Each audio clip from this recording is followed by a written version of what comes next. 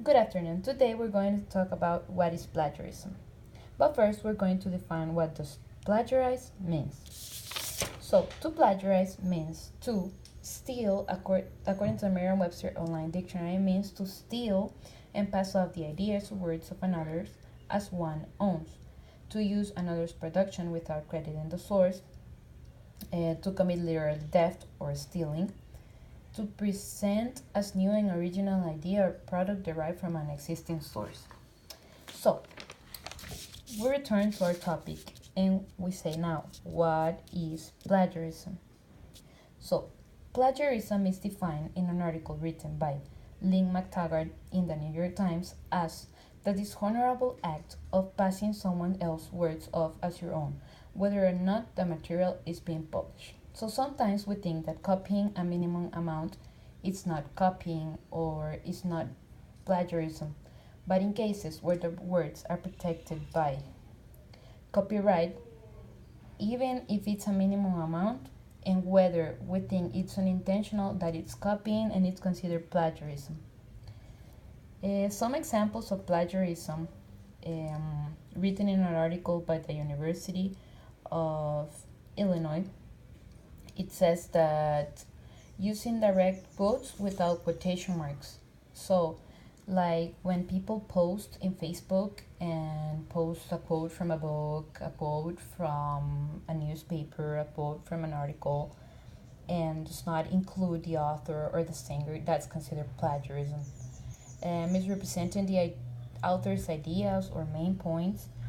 So when you talk about something that someone said and you don't catch the main idea and you said it in your own words and you don't even cite the person who said it, that's misrepresenting the author's ideas.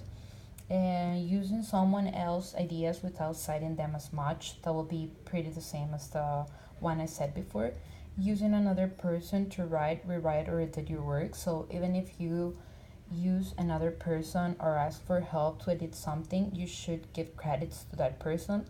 If you don't, that will be count as plagiarism. Using one piece of work from one course for another course without instructor permission. So if you use information from one course in another course, you should ask for permission to use it. Failing to attach all group members' names to an assignment. So when you have a research paper or a report and you don't include all the members of the team, that will be considered as plagiarism. Misquoting of sources, that will be considered as plagiarism. Those are the examples of plagiarism. And finally, we had how to avoid plagiarism. We'll have use caution with quotes, so you need to be pretty sure of in the moment that you're quoting something, and you should be careful to paraphrase your research findings. You should be careful to cite properly, because even citing incorrectly is counted as plagiarism. You should avoid self-plagiarism. So if you use something that you write in a research paper before, or in a paper or in an essay, etc., and you include it in another, you should give credits to you. And the last one will be include a reference page. You should always include the reference pages and cite properly, as I said before, to avoid plagiarism.